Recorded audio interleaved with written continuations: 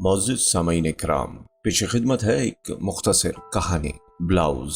इस कहानी को लिखा है जनाब सादत हसन मंटू ने और मैं हूं आपके साथ फैसल सईद जरगाम। आइए बढ़ते हैं कहानी की जानिब।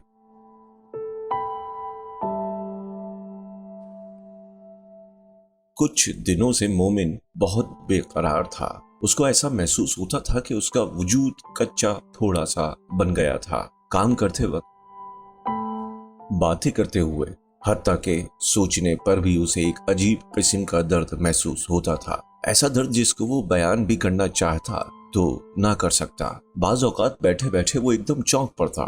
धुंधले धुंधले ख्यालात जो आम हालतों में बेआवाज बुलबुलों की तरह पैदा होकर मिट जाया करते हैं, मोमिन के दिमाग में बड़े शोर के साथ पैदा होते और शोर ही के साथ फटते थे। इसके अलावा इसके दिलो दिमाग के नर्म नाजुक पर्दों पर हर वक्त जैसे खारदार पाँव वाली चूटियां सी रेंगती रहती थी। एक अजीब किस्म का खिंचाव उसके आज़ा में पैदा हो गया था, जिसके बायस उसे बहुत तकलीफ होती थी।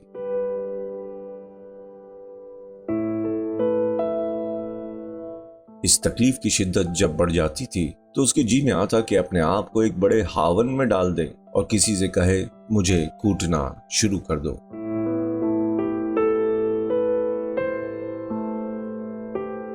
बावर्ची खाने में गरम मसाला कूटते वक्त जब लोहे से लोहा टकराता और धमकों से छत में एक गूंज सी दौड़ जाती तो मोमिन के नंगे पैरों को ये लर्जिश बहुत भली मालूम होती थी। पैरों के जरिए से ये लर्जिश इसकी तनी हुई पिंडलियों और रानों में दौड़ती हुई इसके दिल तक पहुंच जाती, जो तेज हवा में रखे हुए दिए की तरह कांपना शुरू कर देता। मोमिन की उम्र 15 बरस की थी, शायद 16वां भी लगा हो। इसे अपनी उम्र के मुतालिक सही अंदाजा नहीं था। वो एक सेहतमंद और तंदुरुस्त लड़का था, जिसका लड़कपन तेज कदमी से जवानी के मैदान की तरफ भाग रहा था। इसी दौड़ ने, जिससे मोमिन बिल्कुल गाफिल था, इसके लहू के हर कतरे में सनसनी पैदा कर दी थी। वो इसका मतलब समझने की कोशिश करता था मगर नाकाम रहता।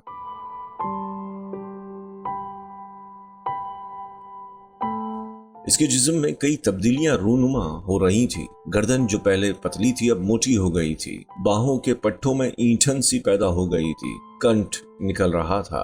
सीने पर गोश्त की तह मोटी हो गई थी और अब कुछ दिनों से पिस्तानों में गोलियां सी पड़ गई थी। जगह उभर आई थी, जैसे किसी ने एक एक बरंटा अंदर दाखिल कर दिया है। उन उभारों को हाथ लगाने से मोमिन को बहुत दर्द महसूस होता था। कभी कभी काम करने के दौरान में गैर इरादी तौर पर जब उसका हाथ उन गोलियों से छू जाता तो वो तड़प उठता। कमीज के मोटे और खुरदरे कपड़े से भी उसको तकलीफ दे सरसराहट महसूस होती। गुसल खाने में नहाते वक्त या बावर्ची खाने में जब कोई और मौजूद ना हो, मोमिन अपनी कमीज के बटन खोलकर इन गोलियों को गौर से देखता था। हाथों से मसलता था। दर्द होता, टीसें उठती। उसका सारा जिस्म फलों से लदे हुए पेड़ की तरह जिसे जोर से हिलाया गया हो कांप कांप जाता।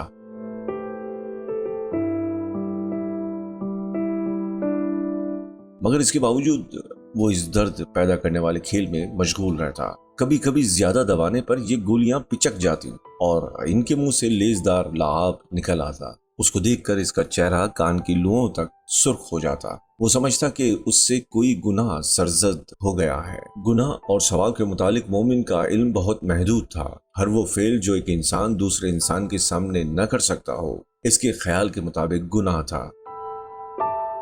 चुनाचे जब शर्म के मारे उसका चेहरा कान की लुओं तक सुर्ख हो जाता तो वो झट से अपनी कमीज के बटन बंद कर लेता और दिल में अहद करता कि आइंदा ऐसी फजूल हरकत कभी नहीं करेगा। लेकिन इस अहद के बावजूद दूसरे तीसरे रोज तखलिये में वो फिर इसी खेल में मशगूल हो जाता।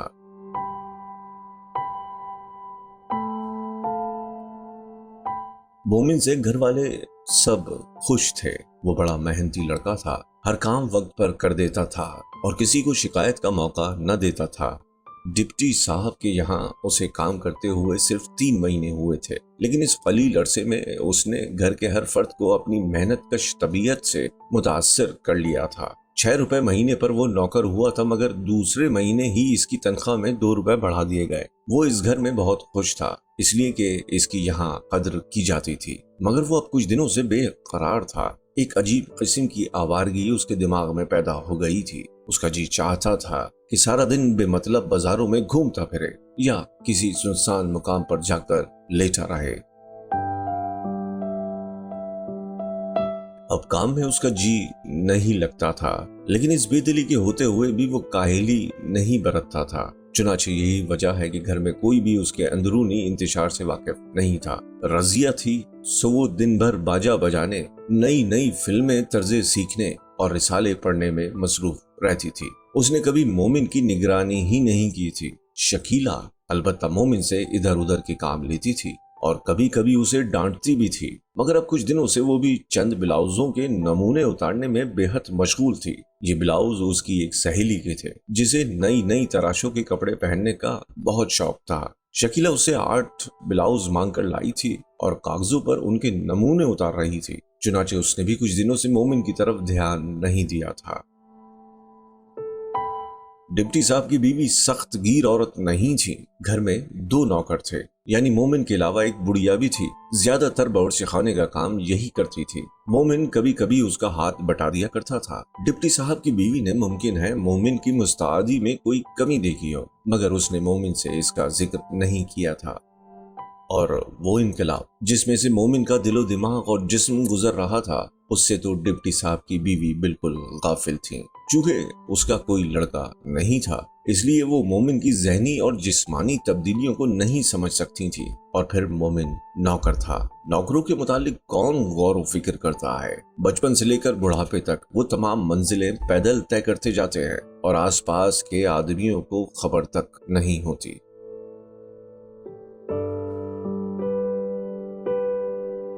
मोमिन का भी बिल्कुल यही हाल था।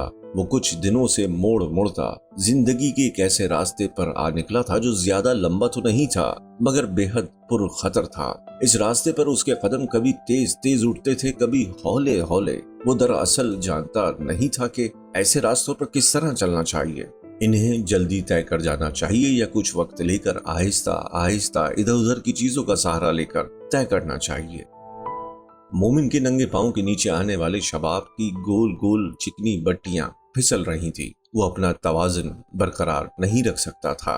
वो बेहद मुस्तरिब था। इसी इज़्तिराब के बाइस कई बार काम करते करते चौंक कर वो गैर इरादी तौर पर किसी खूंटी को दोनों हाथों से पकड़ लेता और उसके साथ लटक जाता। फिर इसके दिल में ख्वाहिश पैदा होती कि टांगों से पकड़कर उसे कोई इतना खींचे कि वो एक महीन तार बन जाए। ये सब बातें उसके दिमाग के किसी ऐसे गोशे में पैदा होती थी कि वो ठीक तौर पर इनका मतलब नहीं समझ सकता था। गैर शऊरी तौर पर वो चाहता था कि कुछ हो, क्या हो, बस कुछ हो। मेज पर करीने से चुनी हुई प्लेटें एकदम उछलना शुरू कर दें। केतली पर रखा हुआ ढकना पानी के एक ही उबाल से ऊपर कोड़ जाए। नल की जस्ती नाली पर दबाव डाले तो वो दोहरी हो जाए और उसमें से पानी का एक फव्वारा सा फूट निकले। इसे एक ऐसी जबरदस्त अंगड़ाई आए कि इसके सारे जोड़ अलहदा अलहदा हो जाएं और एक ढीलापन पैदा हो जाए। कोई ऐसी बात वकूअ पजीर हो जो उसने पहले कभी ना देखी हो। मोमिन बहुत बेकरार था।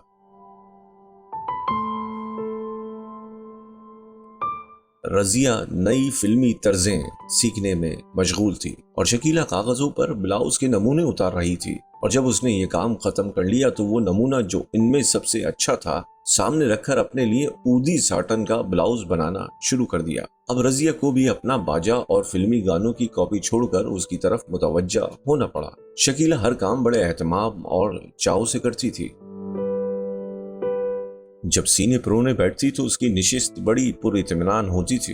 अपनी छोटी बहन रजिया की तरह वो अफरा तफरी पसंद नहीं करती थी। एक एक टांका सोच समझकर बड़े इत्मीनान से लगाती थी ताकि गलती का इम्कान न रहे। पैमाइश भी उसकी बहुत सही होती थी, इसलिए कि वो पहले कागज काट कर फिर कपड़ा काटती थी। यूं वक्त ज्यादा सर्फ होता था मगर चीज बिल्कुल फिट तैयार होती थी। शकीला भरे भरे जिस्म की सेहतमंद लड़की थी। उसके हाथ बहुत गुदगुदे थे। गोश्त भरी मखरूती उंगलियों के आखिर में हर जोड़ पर एक नन्ना गड़ा था। जब वो मशीन चलाती थी ये नन्हे नन्हे गड़े हाथ की हरकत से कभी कभी गायब भी हो जाते थे। शकीला मशीन भी बड़े इत्मीनान से चलाती थी। आहिस्ता आहिस्ता इसकी 2 या 3 उंगलियां बड़ी रानाई के साथ मशीन की हत्ती को घुमाती थीं। इसकी गलाई में एक हल्का सा खम पैदा हो जाता था, गर्दन जरा उस तरफ को झुक जाती थी और बालों की एक लट जिसे शायद अपने लिए कोई मुस्तकिल जगह नहीं मिलती थी नीचे फिसल आती थी। शकीला अपने काम में इस कदर मुनहमिक रहती थी कि उसे हटाने या जमाने की कोशिश नहीं करती थी।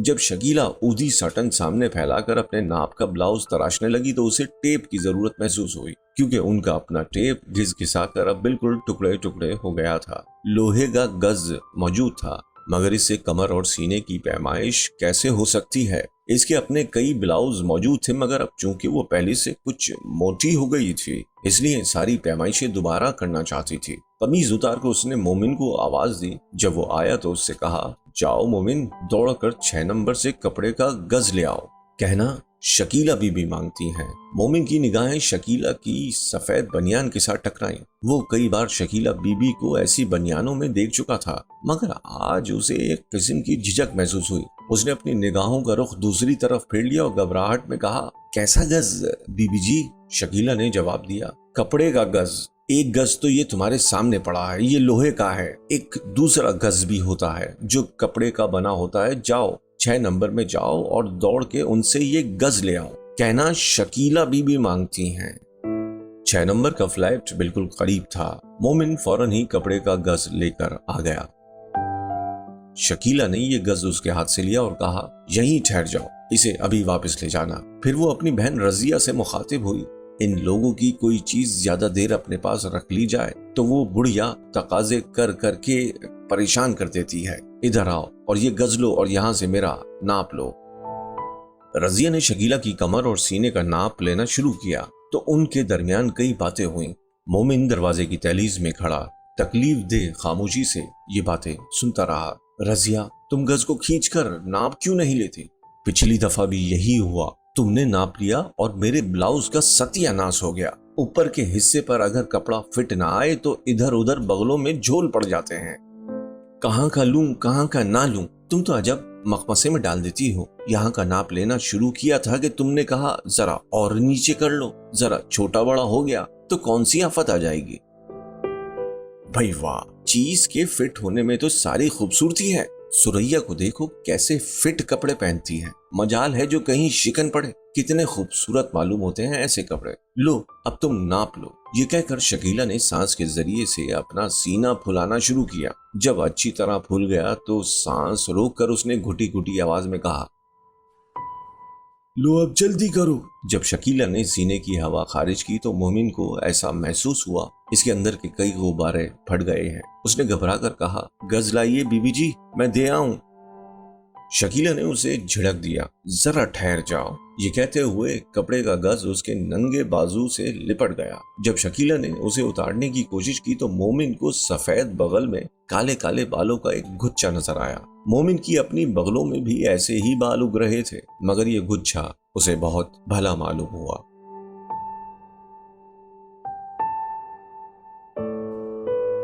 एक सनसनी सी उसके सारे बदन में दौड़ गई। एक अजीबो गरीब ख्वाहिश इसके दिल में पैदा हुई कि काले काले बाल इसकी मूंछें बन जाएं। बचपन में वो भुट्टो के काले और सुनहरे बाल निकालकर अपनी मूंछें बनाया करता था। उनको अपने बालाई होठों पर जमाते वक्त जो सरसराहट उसे महसूस हुआ करती थी, उसी किस्म की सरसराहट इस ख्वाहिश ने इसके बालाई होठ और नाक में पैदा कर दी।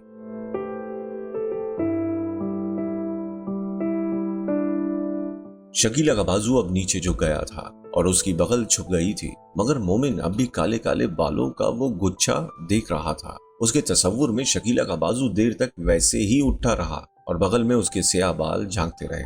थोड़ी देर के बाद शकीला ने मोमिन को गज दिया और कहा, जाओ इसे वापस दे आओ। कहना, बहुत बहुत शुक्रिया अदा किया है। मोमिन गज वापस देकर बाहर सैन में बैठ गया। उसके दिलो दिमाग में धुंधले धुंधले से ख्याल पैदा हो रहे थे। देर तक वो उनका मतलब समझने की कोशिश करता रहा। जब कुछ समझ में ना आया तो उसने गैर इरादी तौर पर अपना छोटा सा ट्रंक खोला, जिसमें उसने ईद के लिए नए कपड़े बनवा कर रखे थे। जब ट्रंक का ढकना खुला और नए लच्छे की बू उसकी नाक तक पहुंची तो इसके दिल में ख्वाहिश पैदा हुई कि नहा धोकर और ये नए कपड़े पहनकर वो सीधा शकीला बीवी के पास जाए और उसे सलाम करे।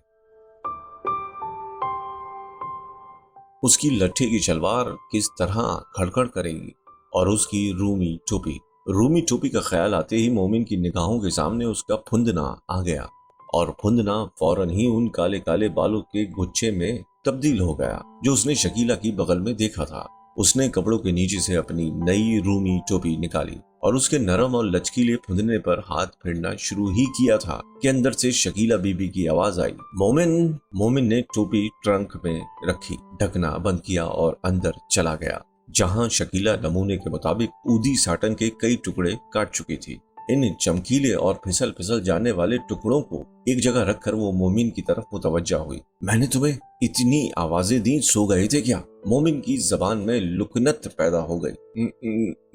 नहीं बीबी जी। तो क्या कर रहे थे? कुछ भी नहीं। कुछ तो जरूर करते होंगे। शकीला ये सवाल किए जा रही थी मगर उसका ध्यान असल में ब्लाउज की तरफ था जिसे अब उसे कच्चा करना था। मोमिन ने खिसियानी हंसी के साथ जवाब दिया, ट्रंक खोलकर अपने नए कपड़े देख रहा था। शकीला खिलखिलाकर हंसी। रजिया ने भी उसका साथ दिया। शकीला को हंसते देखकर मोमिन को एक अजीब सी तस्कीन हुई और इस तस्कीन ने उसके दिल में ये ख्वाहिश पैदा की कि वो कोई ऐसी मज़हका खेज तौर पर अहमकाना हरकत करे जिससे शकीला को और ज्यादा हंसने का मौका मिले। चुनाचे लड़कियों की तरह झेप कर और लहजे में शर्माहट पैदा करके उसने कहा, बड़ी बीबी जी से पैसे लेकर मैं रेशमी रुमाल भी लाऊंगा। शकीला ने हंसते हुए उससे पूछा, क्या करोगे उस रुमाल को? मोमिन ने झेप कर जवाब दिया, गले में बांध लूंगा बीबी जी, बड़ा अच्छा मालूम होगा। ये सुनकर शकीला और रजिया दोनों देर तक हंसती रही। गले में बांधोगे तो याद रखना मैं उसी से फांसी दे दूंगी तुम्हें।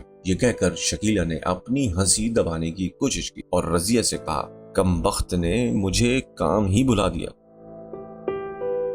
रजिया, मैंने इसे क्यों बुलाया था? रजिया ने जवाब न दिया और वो नई फिल्मी तर्ज गुनगुनाना शुरू की जो वो 2 रोज से सीख रही थी। इसी दौरान में शकीला को खुद ही याद आ गया कि उसने मोमिन को क्यों बुलाया था। देखो मोमिन, मैं तुम्हें ये बनियान उतार कर देती हूँ। दवाइयों की दुकान के पास जो एक दुकान नई खुली है ना, वही जहाँ तुम उस दिन मेरे साथ गए थे, वहां जाओ और पूछ के आओ। ऐसी 6 बनियानों का वो क्या लेगा? कहना हम पूरी 6 लेंगे, इसलिए कुछ रियायत जरूर करें, समझ लिया ना? मोमिन ने जवाब दिया, जी हाँ। अब तुम परे हट जाओ। मोमिन बाहर निकलकर दरवाजे की ओट में हो गया। चंद लम्हात के बाद बनियान उसके कदमों के पास आकर गिरा और अंदर से शकीला की आवाज आई, कहना हम इसी किस्म इसी डिजाइन की बिल्कुल यही चीज लेंगे, फर्क नहीं होना चाहिए। मोमिन ने बहुत अच्छा कहकर बनियान उठा लिया जो पसीने के बाइस कुछ कुछ गीला हो रहा था, जैसे किसी ने भाप पर हाथ रखकर फौरन ही हटा लिया हो। बदन की बू भी इसमें बसी हुई थी, मीठी मीठी गर्मी भी थी। ये तमाम चीजें उसको बहुत भली मालूम हुई।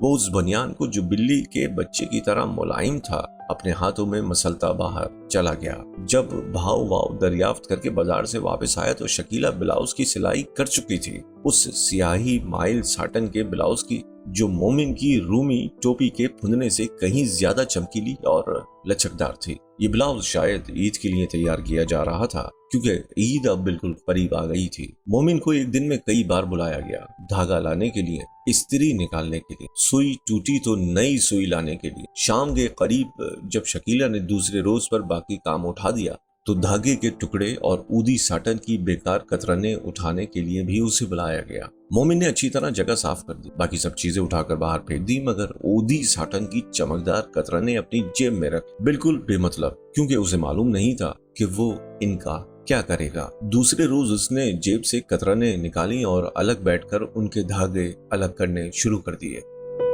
देर तक वो इस खेल में मशगूल रहा, हत्ता कि धागे के छोटे बड़े टुकड़ों का एक गुच्छा सा बन गया। उसको हाथ में लेकर वो दबाता रहा, मसलता रहा, लेकिन उसके तस्वुर में शकीला की वही बगल थी जिसमें उसने काले काले बालों का एक छोटा सा गुच्छा देखा था।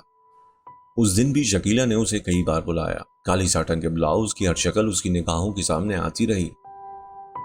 पहले जब उसे कच्चा किया गया था तो उस पर सफेद धागे के बड़े बड़े टांके जा बजा फैले हुए थे। फिर उस पर इस्त्री की गई जिससे सब शिकने दूर हो गई और चमक भी दुबाला हो गई। इसके बाद कच्ची हालत ही में शकीला ने उसे पहना, रजिया को दिखाया। दूसरे कमरे में सिंगार मेज के पास जाकर आईने में खुद उसको हर पहलू से अच्छी तरह देखा। जब पूरा इत्मीनान हो गया तो उसे उतारा। जहां जहां तंग या खुला था वहां वहां निशान बनाए और इसकी सारी खामियां दूर की। एक बार फिर पहन कर देखा। जब बिल्कुल फिट हो गया तो पक्की सिलाई शुरू की। इधर ऊदी साटन का यह ब्लाउज सिया जा रहा था, उधर मोमिन के दिमाग में अजीबोगरीब ख्यालों के जैसे टांके से उधड़ रहे थे। जब उसे कमरे में बुलाया जाता और उसकी निगाहें चमकीली साटन के ब्लाउज पर पड़ती तो उसका जी चाहता कि वो हाथ से छूकर उसे देखे। सिर्फ छूकर ही नहीं देखे बल्कि उसकी मुलायम और रोएदार सतह पर देर तक हाथ फेरता रहे, अपने खुरदरे हाथ। उसने उन साटन के टुकड़ों से उसकी मुलायमियत का अंदाजा कर लिया था। धागे जो उसने उन टुकड़ों से निकाले थे और भी ज्यादा मुलायम हो गए थे। जब उसने उनका गुच्छा बनाया तो दबाते वक्त उसे मालूम हुआ कि इनमें रबड़ सी लचक भी है। वो जब अंदर आकर ब्लाउज को देखता, इसका ख्याल फौरन उन बालों की तरफ दौड़ जाता जो उसने शकीला की बगल में देखे थे, काले काले बाल। मोमिन सोचता था, क्या वो भी इसी साटन ही की तरह मुलायम होंगे?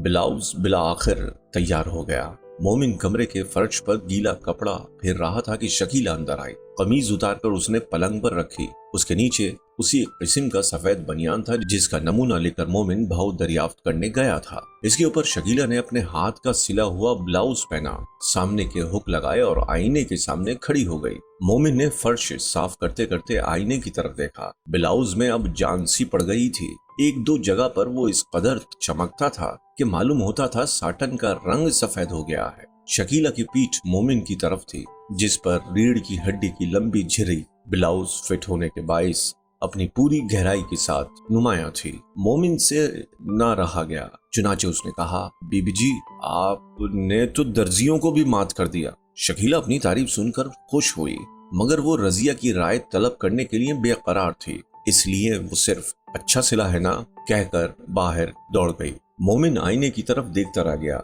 जिसमें ब्लाउज का स्याह और चमकीला अक्स देर तक मौजूद रहा।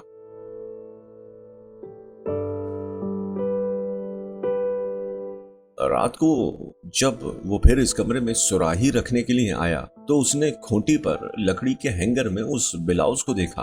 कमरे में कोई मौजूद नहीं था। चुनाचे आगे बढ़कर पहले उसने गौर से देखा, फिर डरते डरते उस पर हाथ फेरा। ऐसा करते हुए उसे ये महसूस हुआ कि कोई उसके जिस्म के मुलायम रुए पर हौले हौले बिल्कुल हवाई लम्स की तरह हाथ फेर रहा है। रात को जब वो सोया तो उसने कई ऊट पटांग ख्वाब देखे।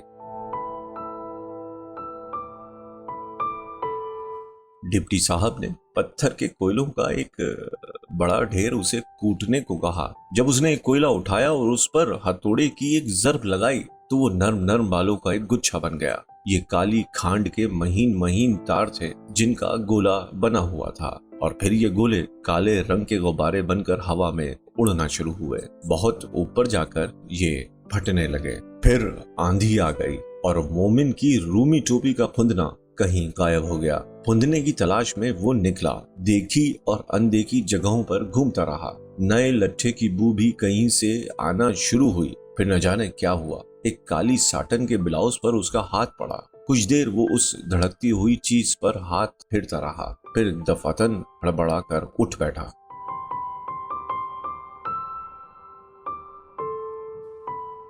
थोड़ी देर तक वो कुछ न समझ सका कि क्या हो गया है। उसके बाद इसे खौफ, ताज्जुब और एक अनोखी टीस का एहसास हुआ। इसकी हालत उस वक्त अजीबोगरीब थी।